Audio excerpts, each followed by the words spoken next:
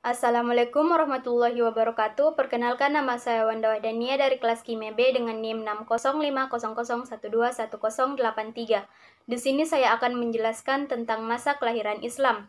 Terdapat 3 poin. Yang pertama yaitu kehidupan awal Nabi Muhammad SAW. Beliau dilahirkan pada tahun Gajah. Kelahirannya itu menurut riwayat yang paling kuat jatuh pada hari Senin malam 12 Rabiul Awal. Beliau memiliki seorang ayah yang bernama Abdullah. Beliau wafat pada saat Rasulullah berusia 3 bulan dalam kandungan ibunya, yaitu Aminah. Ibunya wafat pada saat Rasulullah berusia 4 tahun, kemudian dirawat oleh sang kakek hingga berusia 8 tahun dan dilanjutkan oleh sang paman. Pada saat beliau berumur 4 tahun, terjadi peristiwa pembelahan dada. Ketika itu datang malaikat Jibril lalu memegangnya dan menelentangkannya, kemudian membelah dada beliau, lalu mengeluarkan hatinya dan mengeluarkan segumpal darah, sambil berkata, "Ini adalah bagian setan yang ada pada dirimu."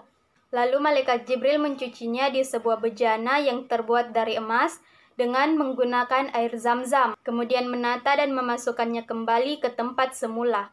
Poin kedua yaitu menerima risalah Islam dan tahap dakwah.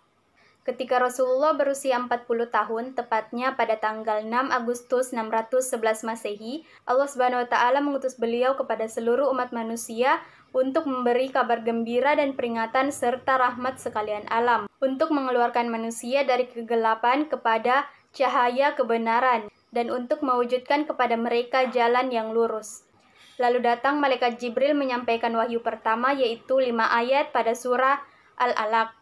Setelah wahyu pertama datang, Nabi Muhammad menanti kedatangan Jibril dan selalu datang ke Gua Hira. Dalam keadaan menanti itulah turun wahyu yang membawa perintah kepadanya untuk menyebarkan ajaran Islam, yaitu pada Quran surah Al-Mudatsir ayat 1-7. Perintah ini dilanjutkan dengan perintah berikutnya, yakni berdakwah kepada kerabat yang dekat-dekat, yaitu pada Quran surah Asy-Syu'ara ayat 214. Kemudian diperintahkan untuk berdakwah kepada seluruh umat manusia secara umum, yaitu pada Quran surah Al-Hijr ayat 94.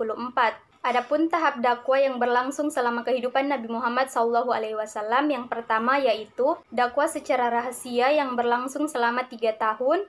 Kedua yaitu dakwah secara terang-terangan, yaitu dengan lisan saja, berlangsung sampai terjadinya peristiwa hijrah. Ketiga yaitu dakwah secara terang-terangan, diikuti dengan memerangi orang-orang yang memulai permusuhan dengan umat Islam. Ini berlangsung sampai terjadinya perjanjian Hudaibiyah.